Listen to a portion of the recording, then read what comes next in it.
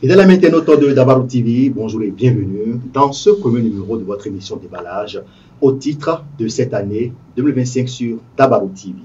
À l'heure où la démocratie est mise à l'épreuve par de nombreux défis, l'opposition politique béninoise s'organise et multiplie les initiatives pour défendre les valeurs républicaines et garantir des élections générales crédibles en 2026.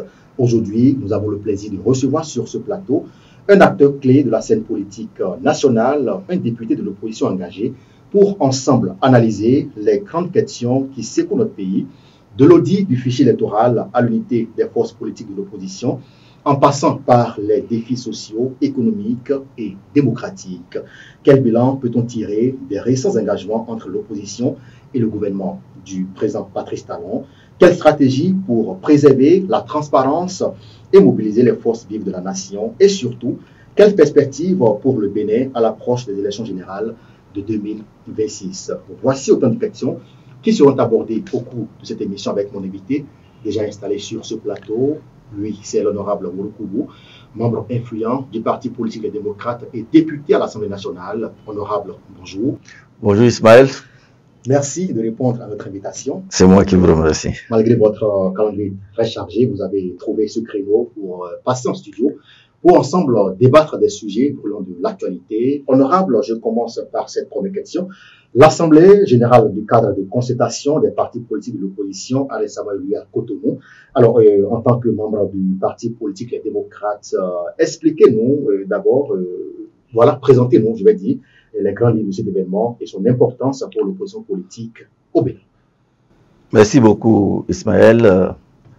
Avant de répondre à votre question, je voudrais sacrifier un peu à la tradition. Nous sommes à l'orée d'une année nouvelle.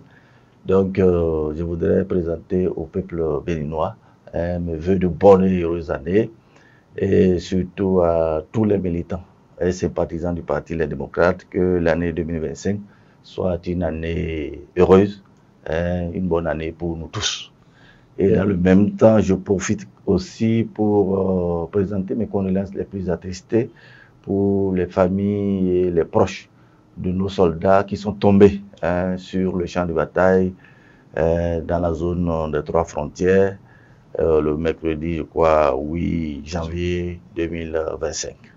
Alors, par rapport à votre préoccupation, je crois que le cadre de concertation de l'opposition a été mis en place il y a déjà un moment. Alors, il était normal, après plusieurs jours d'activité, plusieurs mois d'activité, de faire un bilan à mi-parcours. Je crois que c'est à cette occasion donc que l'Assemblée générale a été organisée.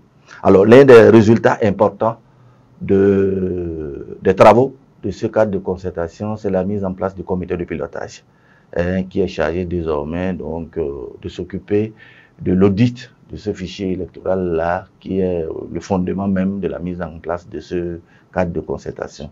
Alors, il faut dire que à ce stade-là, comme vous le savez, le fichier électoral, c'est l'un des éléments importants des élections. Alors, pour aller à une élection, il faut d'abord élaborer le fichier électoral.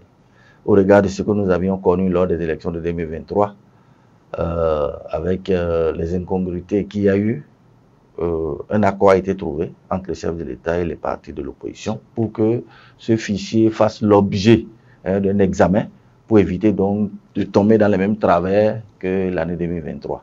Donc dans ces cadres, le cadre de concertation a dû mener un certain nombre de concertations, non seulement avec les partis politiques, mais aussi avec la société civile, pour que la question du fichier électoral soit une préoccupation nationale. Oui, ça ne concerne pas que l'opposition, et je crois que c'est ce qui a été réussi. Alors, après avoir mis en place donc le comité de pilotage, ce comité a été présenté au représentant du chef de l'État, qui est le ministre donc, de la Justice. Alors, suite à cela, il faut pouvoir avancer, parce que là, le cadre, maintenant, la balle est dans le camp de l'exécutif, qui doit pouvoir faire le pas nécessaire pour que cet audit-là soit une réalité. Et je crois une demande a été faite pour que le cadre de concertation puisse aussi rencontrer le chef de l'État pour faire un point à mi-parcours. Je crois que voilà l'objet un peu de cette rencontre-là. Dans ce sens-là, honorable, dites-nous aujourd'hui comment évaluez-vous l'état actuel de la démocratie au Bénin et quelles sont selon vous les principales menaces qui pèsent sur elle aujourd'hui? Alors, merci beaucoup. Les récents événements montrent que de plus en plus, notre démocratie est mise à l'épreuve. Et il n'y a pas longtemps, les syndicalistes ont voulu, au regard de ce qui s'était passé dans la zone Pointe-Triple, je crois, soutenir nos vaillants soldats qui sont tombés les armes à la main. Près d'une trentaine, je crois que c'est pour la première fois. Le Bénin a été suitant éprouvé. Il était important quand même d'apporter un soutien moral à ce peuple-là. Mais malheureusement, nous avons constaté que cela n'a pas été possible parce que le gouvernement a organisé donc une interdiction formelle pour que cela ne soit pas possible. Mieux, certains jeunes, je crois même à Parakou ici, se sont organisés pour soutenir ces mêmes personnes et dénoncer un peu la coopération qu'il y a entre le Bénin et la France. Ces jeunes-là ont fait l'objet donc d'interpellations et sont aujourd'hui incarcérés. Je crois qu'un problème se pose au niveau donc des libertés d'expression. Et mieux, il n'y a pas longtemps, le mouvement Asuka qui soutient l'honorable Dianotin, actuellement en exil, a voulu organiser une séance de présentation de vœux. Je crois que cela a fait l'objet d'interdiction. Ça fait déjà beaucoup par rapport à la question des libertés. Je crois que c'est une mauvaise chose, ce n'est pas une bonne chose. Ousmane Batkwa l'a dit, je l'avais rappelé plusieurs fois, notre démocratie ne respire pas. On a l'impression que le peuple béninois est comprimé dans une boîte de sardines, ce qui n'est pas intéressant. Et quand c'est comme ça, lorsque vous êtes comprimé dans une boîte, finalement, ça finit par exploser. Ce n'est pas bon pour notre pays. Et c'est la raison pour laquelle nous appelons nos gouvernements, nos dirigeants, d'accord, à savoir raison garder. Oui, à savoir raison garder pour tenir compte des aspirations du peuple. Parce que quand nous gouvernons, nous ne gouvernons pas pour nous-mêmes, nous gouvernons pour le peuple. Et ce peuple-là, c'est lui qui a le pouvoir et c'est lui qui nous a concédé à nos dirigeants ce pouvoir-là pendant une certaine période, pendant un bout de temps. Et pendant que vous êtes là, il ne faut pas considérer ce peuple-là comme votre adversaire, comme celui qu'il faut massacrer, celui qu'il faut traquer. Je pense que c'est une très mauvaise chose. Et nous le disons, nous le répétons, il est important que nos gouvernements puissent vraiment à un moment donné nous écouter, avant que cela ne soit trop tard. Il est important que le gouvernement puisse écouter la classe politique, notamment l'opposition, comme l'avait dit, afin qu'il ne soit pas trop tard, honorable. Vous avez commencé par l'aborder déjà, nous parlons à présent du fichier électoral et les élections générales de 2026. Dans ce sens, vous l'avez dit, un comité pour auditer le fichier électoral a été mis en place. Alors, expliquez-nous aujourd'hui les enjeux liés à cet audit et son importance pour les élections de 2026. Merci beaucoup. Comme vous le savez, toute élection commence par l'élaboration de la liste électorale. Alors, au Bénin, la liste électorale est extraite du registre de l'état civil. Oui, ce n'est plus comme avant, où une structure est mise en place pour aller recenser les électeurs. Alors, le constat que nous avions fait l'année dernière, ou du moins sur les élections précédentes, c'était que la liste qui est élaborée avait un certain nombre d'insuffisances. Oui, les gens se trouvaient très loin de leur lieu habituel de vote. Certains ne retrouvaient pas leur nom sur la liste. Il y a beaucoup d'énormités et c'est la raison pour laquelle, lorsque le problème a été posé au chef de l'État, il a été preneur et était favorable à l'idée que nous allions à une élection, d'accord, avec une liste qui savait être une très bonne liste. Et je crois que c'est ce travail-là, c'est dans ce cadre-là qu'il a été décidé donc d'auditer ce fichier-là pour voir quelles sont les faiblesses qui sont liées à ça. Alors, corriger ces faiblesses-là pour que la prochaine liste que nous allons avoir ne puisse pas comporter ces faiblesses-là de manière à ce qu'on puisse garantir d'accord, une certaine transparence, une certaine crédibilité et faire en sorte que cette liste soit déjà fiable, conséquence d'un bon résultat pour les élections. Je crois que c'est dans ces cadres-là que le comité va travailler. Et c'est Jean-Baptiste Elias, je crois, qui dirige donc ce comité de pilotage qui est mis en place. Voilà. L'accord conclu en novembre 2023 avec le président Patrice Talon, honorable, sur la transparence électorale est un point marquant. Quel bilan vous en faites à ce jour et quelles sont vos attentes d'ici mai 2025? Je crois que jusqu'à présent, on a quand même l'impression que le président continue de tenir parole. hein, puisque c'est de son initiative que ce comité de pilotage a été mis en place, ou du moins le cadre de concertation qui est en train de travailler dans le cadre de ces fichiers électoraux.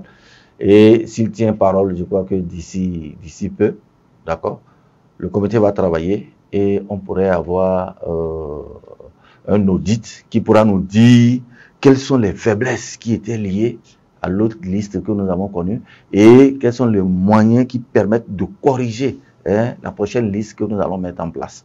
L'idéal pour nous aujourd'hui, c'est que l'élaboration de cette liste-là ne soit pas l'apanage de l'administration seule et que tous les parties prenantes participent d'accord à l'extraction de cette liste-là. Et c'est ça qui permet de garantir la fiabilité de cette liste. C'est l'objectif qui est visé.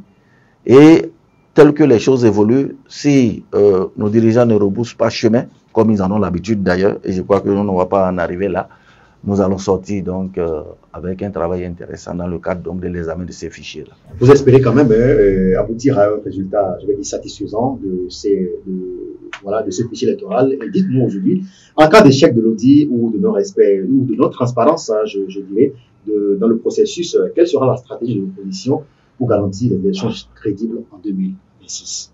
Alors, ce n'est pas le rôle de l'opposition de garantir la transparence des élections.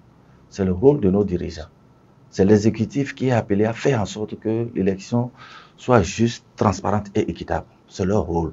Alors, déjà, par rapport aux faiblesses que nous avons connues, l'opposition apporte déjà sa contribution pour que le gouvernement puisse véritablement jouer ce rôle-là.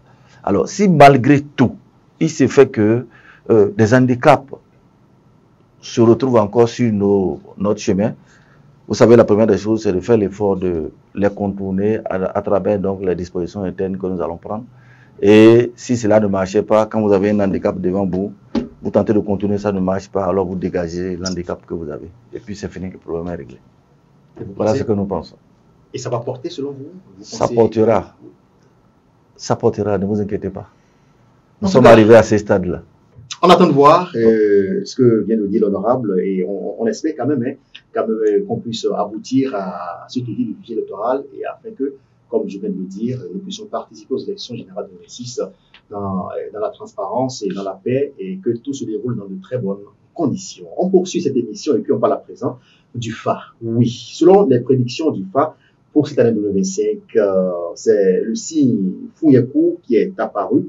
Et on nous apprend qu'il est porteur de protection, d'invincibilité et de prospérité pour le Bénin. Et l'un des proverbes associés à ceci illustre, je vais dire, sa profondeur. Le piment peut vieillir 41 ans dans une bouteille, l'œil ne peut jamais tenir devant lui. Cette métaphore exprime, je vais dire, la résilience et la force qui marqueront le destin national pour l'année 2025 au Bénin. Honorable, que dites-vous à propos?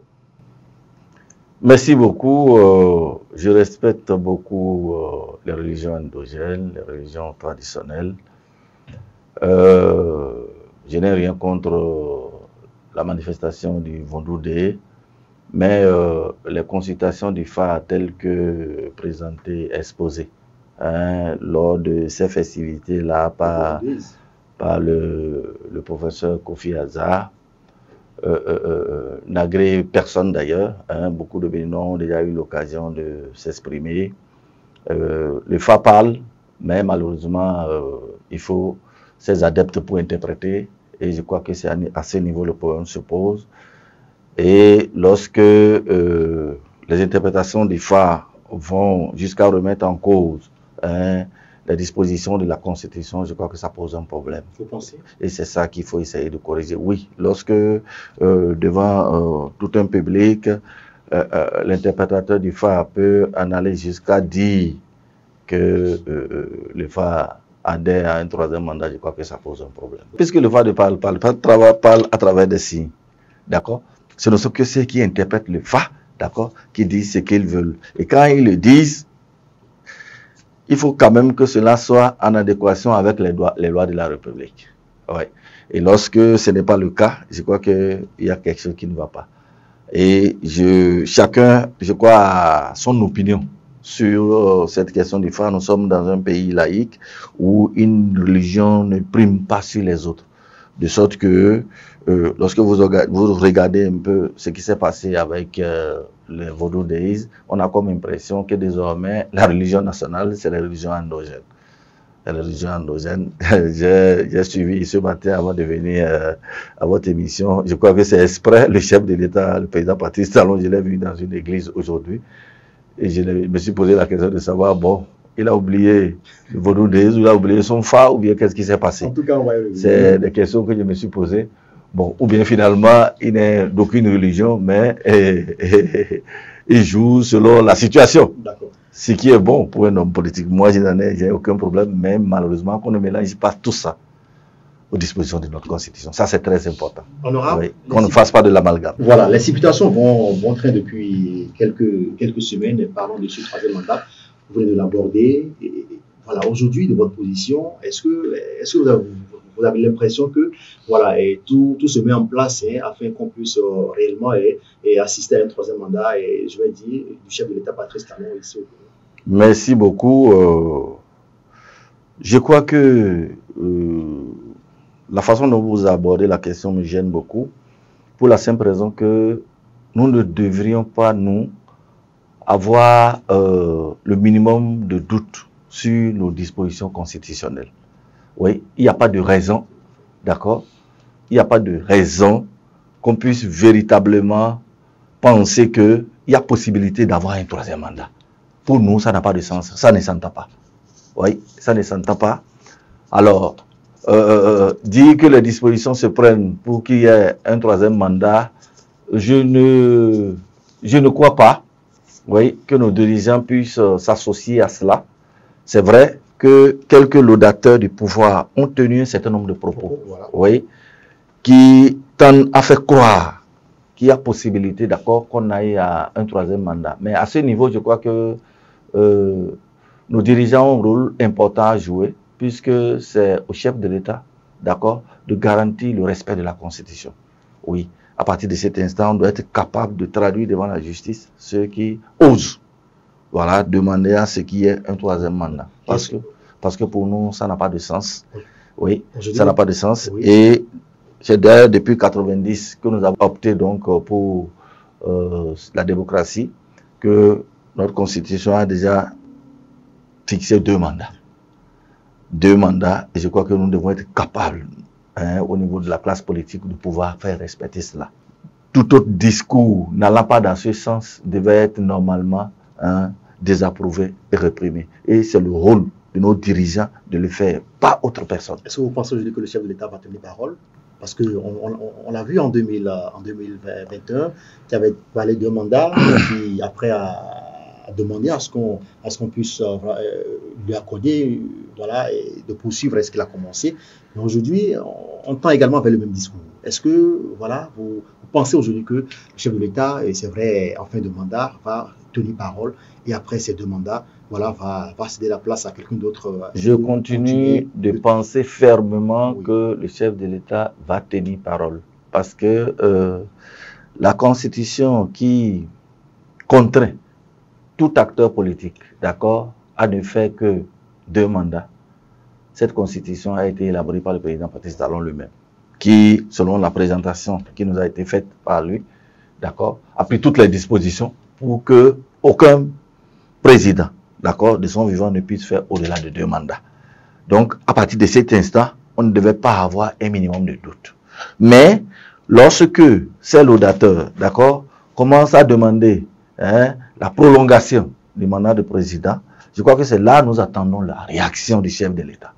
Oui, pour joindre l'acte à la parole. C'est très important. Parce que désormais, nos dirigeants doivent savoir qu'il doit avoir un minimum d'éthique et de morale, d'accord, dans les propos qu'ils tiennent.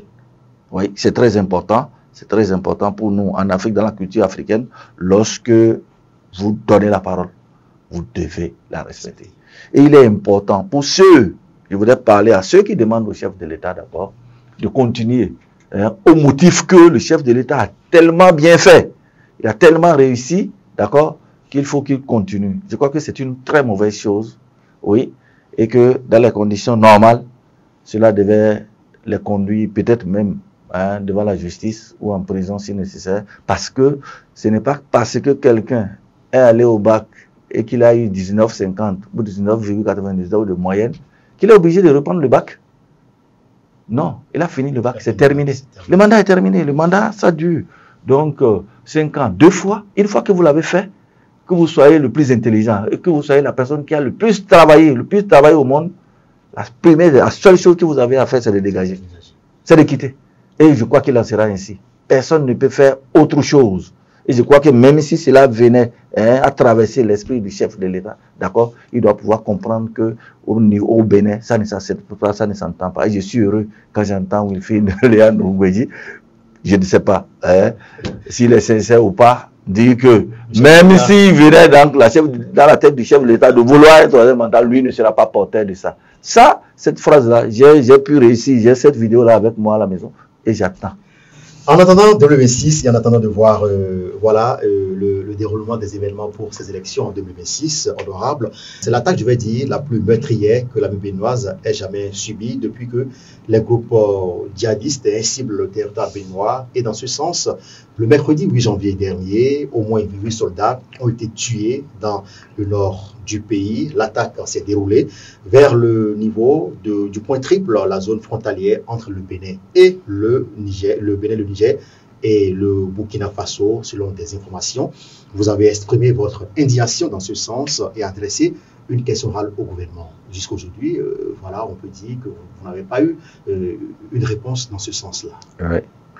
Et je crois que ça me rend triste. Je suis vraiment désolé par rapport à ça.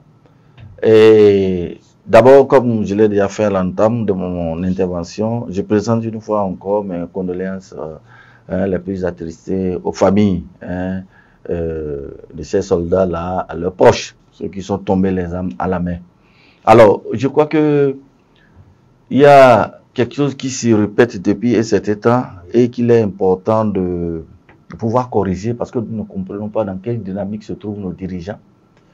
Qui vous souviennent donc que cette attaque a eu lieu dans l'après-midi du mercredi 8 janvier, veille donc des festivités du Vodundé qui ont lieu, je crois, les 9 et 10 et 11, si vous voulez. Alors, le premier choc que nous avons eu, c'est que tout au long de cette manifestation, nous n'avons pas vu nos dirigeants, en l'occurrence le chef de l'État, d'accord, honorer la mémoire de ces soldats qui sont tombés sur le champ de bataille. Je crois que du point de vue de notre culture, de notre tradition, ça pose un problème. Ça frise un manque de respect pour la mémoire de ces soldats qui sont tombés. Ça pose un problème à notre niveau. D'accord? Et je crois que, quoi qu'il arrive, il est important, ne serait-ce qu'une minute de silence en mémoire de ces soldats tombés. Pour nous, du point de vue de la culture, c'est très important. Mais le chef de l'État ne l'a pas fait. Nous pensons que ça pose un problème. Nous, on a voulu donc que le gouvernement vienne nous répondre à l'Assemblée nationale par rapport à ce comportement-là. Qu'est-ce qui peut justifier cela? Oui. Au-delà de ça, il a fallu près de quelques jours avant qu'on ait un message de condoléances venant de l'état-major. Je crois que c'est tard. Oui, c'est tard. Vous savez, les gens qui sont morts sous le drapeau, nous devons leur faire rendre hommage. Nous devons leur faire honneur parce qu'ils ne peuvent plus revenir. Ils ne sont pas morts de leur propre chef. Ils sont morts pour nous, les Béninois. Nous devons pouvoir leur rendre cet hommage-là. C'est le minimum qu'on puisse le faire. Il ne s'agit pas de rencontrer. Non, rencontrer, ça ne veut rien dire. Oui, et c'est là, on se pose des questions par rapport déjà au discours du président à la nation, de quoi le 20 décembre à l'Assemblée nationale, 2024, à l'Assemblée nationale. Et ensuite, la rencontre du 31 ou du 30 qui a eu lieu à Dessa, je crois, à Lada, oui, voilà. avec les militaires, où le chef de l'État, d'accord, vantant les bases de nos militaires qui sont installés au niveau donc des zones frontalières où les attaques terroristes sont perpétrées. Le président nous a fait croire que ces bases militaires étaient tellement bien équipées, étaient tellement de grande qualité que les voisins de la sous-région ont cru que c'était des bases occidentales, françaises. Ouais. Malheureusement, quelques jours après, on nous a montré que c'était que des cases rondes, des bungalows qui ne ressemblaient pratiquement à rien. Vous pensez que oui, c'est montré, c'est vu. Même si vous mentez, là, la réalité est là. Les vidéos sont encore là. Vous avez vu quoi là? 3 petites cases là. C'est ça que les gens de l'AS vont envier? Non, on n'a qu'à arrêter avec ça. On n'a qu'à arrêter de nous ridiculiser nous-mêmes. Nous, ça nous pose problème. Quand on a vu, on a dit, mais c'est pas ce à quoi nous nous attendions. Et c'est la raison pour laquelle on veut que ces gens viennent s'expliquer. Ils viennent nous dire. En réalité, c'est ce qu'on a dit que la coopération avec la France, avec tout ce que c'est ce que ça donne ça. C'est comme si on va sacrifier nos enfants. On va sacrifier, nos enfants servent d'appât. Ça pose un problème. Dans ce sens-là, qu'est-ce que vous préconisez, honorable? Qu'est-ce que vous proposez au pouvoir central? Merci, monsieur le journaliste. Je crois que les attaques terroristes apparaissent pour nous comme une guerre asymétrique.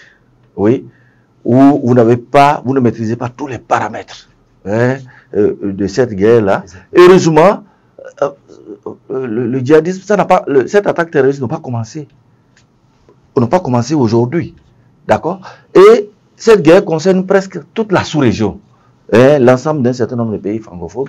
Et on sait un peu plus ou moins comment cela se passe avec les autres pays. Donc, aucun pays ne peut à lui seul faire face à ces phénomènes-là.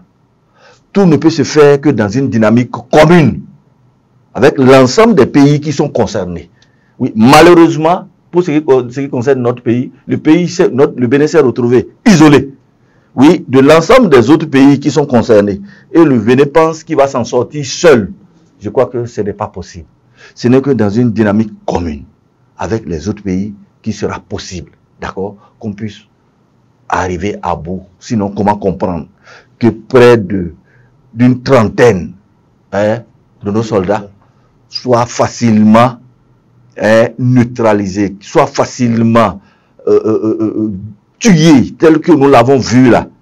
Je crois que ça pose un problème. Et le danger, c'est lorsque le colonel Faizou dit que c'est l'un des bases les plus sécurisées, les plus, je ne sais pas, les plus outillés. On se demande alors qu'est-ce qui se passe, qu'est-ce qu'il y a dans les autres. Oui, ça nous pose, ça amène beaucoup de questions. L'autre question, c'est la coopération avec la France dans cette lutte-là. Où est-ce que ça se retrouve? Oui, c'est la question qu'on se pose. Quelle est la nature de cette coopération-là? Si ce que nous avons vu là, si c'est ça, tout ce que notre coopération avec la France, c'est ça que ça donne, ça n'a pas de sens. On voit ce qui se passe à côté. Oui, donc on a tellement de questions. Oui, et mieux, du point de vue diplomatique, je crois qu'il y a des choses qu'il faut corriger. Il y a des choses importantes qu'il faut corriger. Lorsque le chef de l'État tient des propos tels que je viens de le dire, ça frise le mépris, le manque de respect pour les autres pays. Et nous voyons aujourd'hui ces personnes-là qui luttent contre ces terroristes-là et qui ont des résultats aujourd'hui. Donc vous pensez que le Bénin doit aller à l'école de ces pays-là? Le Bénin doit forcément aller à l'école de ces pays s'il veut s'en sortir. La coopération, d'accord, française que nous avons, nous la connaissons déjà. Plusieurs pays l'ont déjà expérimenté. Le Niger l'a expérimenté, le Burkina l'a expérimenté, et le Mali l'a expérimenté pour aucun résultat. Pourquoi ce qui n'a pas marché si les autres pourraient marcher au Bénin? Ça n'a pas de sens. Oui, ça n'a pas de sens. D'accord? Si on veut être sérieux, on doit pouvoir aller à d'autres alliances, à d'autres coopérations pour pouvoir faire face, à moins de vouloir sacrifier, d'accord, nos forces de défense et de sécurité. Voilà, des propositions faites et on attend de voir quand même si elles seront prises en compte par le pouvoir central.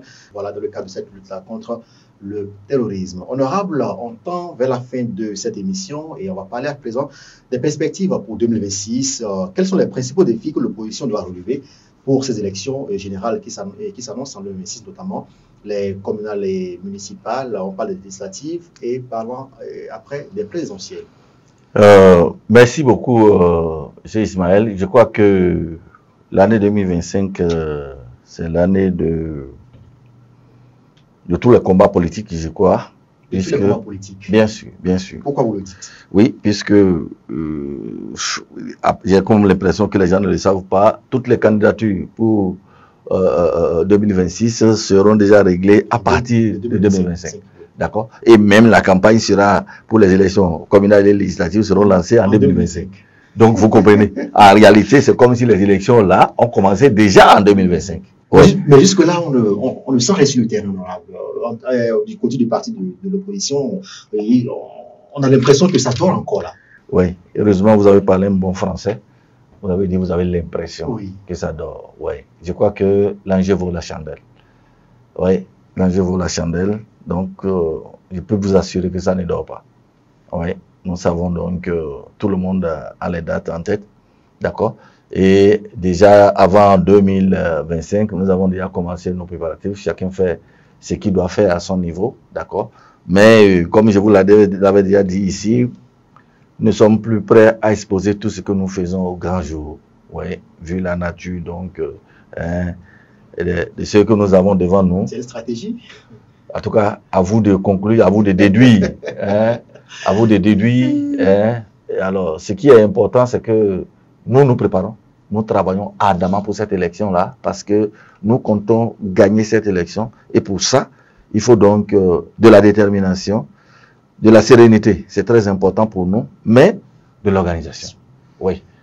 Et quand vous êtes dans une compétition comme celle-là, il vaut mieux ne pas exposer tout ceci, ses âmes, d'accord, pour que l'adversaire en fasse ce qu'il veut. Je crois que c'est ça qui justifie le fait que vous dites que vous ne voyez pas. C'est sûr, si vous ouvrez bien les yeux, vous allez voir. D'accord. Et dans ce sens-là, c'est que vous nous rassurez. Je vais dire que l'opposition aura bel et bien des candidats pour les élections législatives. On ne peut pas aller à une élection sans candidat.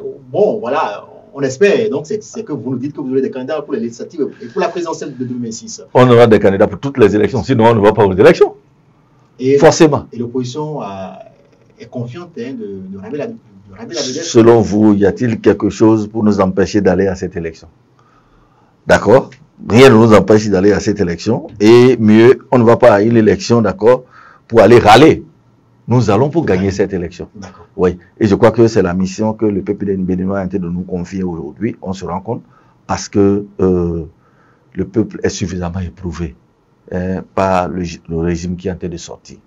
Et il faut pouvoir lui offrir une alternative. Vous pensez que le peuple est éprouvé honorable avec toutes ces réalisations-là, voilà, au profit de ce peuple-là dans tous les secteurs, aujourd'hui, je vais dire, tous les secteurs ont été impactés. Et vous parlez d'éprouver encore. Vous savez, lorsque tous les secteurs sont impactés, lorsque tout va bien, d'accord, pourquoi on empêche simplement les syndicalistes de rendre hommage aux soldats tombés sur le champ de bataille? Pourquoi? Pourquoi on n'est pas capable, d'accord, de faire une minute de silence pour les soldats tombés sur le champ de bataille? Qu'est-ce qui l'empêche? Qu'est-ce qui empêche de le faire? On veut organiser simplement une séance de présentation de vœux. Oui. Et on l'empêche. Et vous dites que tout va bien. Ça pose un problème. Ce que j'ai à dire, et je l'ai déjà dit une fois, l'un des instruments les plus importants pour le développement, d'accord, ce ne sont pas les infrastructures que vous voyez là. C'est mineur par rapport à la question donc du développement. C'est la paix. L'instrument le plus important. Je l'ai dit, plusieurs pays aujourd'hui ont construit des gratte-ciel, des boulevards, des voies les plus intéressantes. Mais quand la guerre intervient, d'accord, tout ça là s'est détruit en quelques minutes. Et donc le premier instrument du développement, c'est la paix. Et c'est pourquoi nous appelons nos gouvernants à travailler à la paix, à faire en sorte que, tel qu'ils ont retrouvé ce pays-là lorsqu'ils sont arrivés là, qu'on puisse les laisser comme ça. Peu importe ce que vous avez construit ou ce que vous n'avez pas construit, ça ne nous intéresse pas. D'accord? Mais nous avons quelque chose à préserver, c'est ce pays-là. C'est très important pour nous.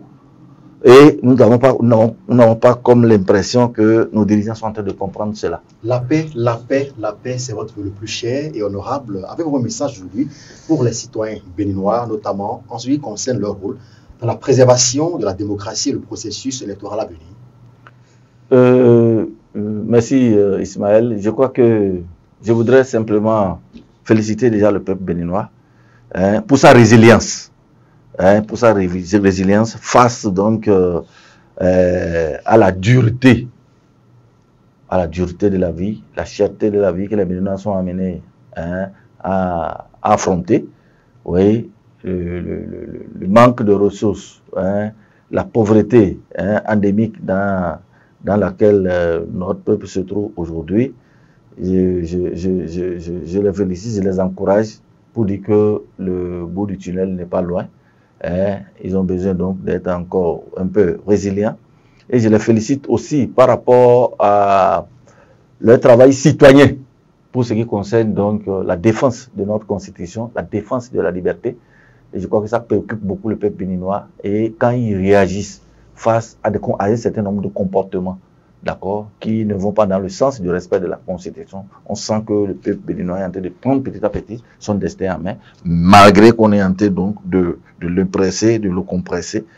Mais je vous assure, un peuple, ça ne s'arrête, ça ne finit jamais. C'est le dirigeant qui part et laisse le peuple. Un peuple, ça ne finit jamais. C'est le dirigeant qui part et laisse le peuple. Si vous devriez faire aujourd'hui un appel aux autorités actuelles, que leur demanderez-vous et pour garantir, je vais dire, un climat apaisé et démocratique au Bénin? Merci beaucoup. Je n'apprends rien à nos dirigeants. Nous sommes dans un système démocratique et la plus simple définition d'un système démocratique, c'est que c'est le gouvernement du peuple par le peuple. Tout ce que nos dirigeants font, c'est pour le peuple. D'accord? Et l'employeur de nos dirigeants aujourd'hui, c'est le peuple. À partir de cet instant, alors, que nos dirigeants puissent tenir compte des aspirations de ce peuple-là. D'accord? Pour faire en sorte que les comportements allant dans le sens de remettre en cause la paix, qui puissent s'éloigner de cela. C'est très important à mon avis. Et c'est ce qu'on peut leur demander. On ne demande pas autre chose. Tel que vous avez retrouvé ces pays-là, faites en sorte, d'accord, de nous laisser ces pays-là de la même façon. Pour que le Bénin se retrouve encore dans une certaine sérénité, dans une certaine quiétude. C'est tout ce qu'on demande, pas plus. S'ils peuvent le faire, c'est largement suffisant, d'accord, pour qu'on puisse leur permettre donc de partir sain et sauf en 2026. En tout cas, on attend de voir et honorable, nous sommes déjà à la fin de cette émission. Alors, avant de vous laisser partir, comment voyez-vous l'avenir politique du Bénin à moyen et à long terme? Et ce sera là votre mot de la fin pour cette émission en même temps. Merci beaucoup, merci beaucoup. C'est vrai que actuellement, nous sommes à un moment très tumultueux de notre actualité, notre histoire politique. Mais cela peut-être va nous permettre de renaître de nos cendres. Oui, de renaître de nos cendres et de mettre plus de valeur, plus d'éthique, d'accord, dans nos comportements politiques. Oui, c'est très important. Donc, je vois un avenir politique radieux, oui, pour notre pays. Et je voudrais donc demander au peuple béninois d'y croire.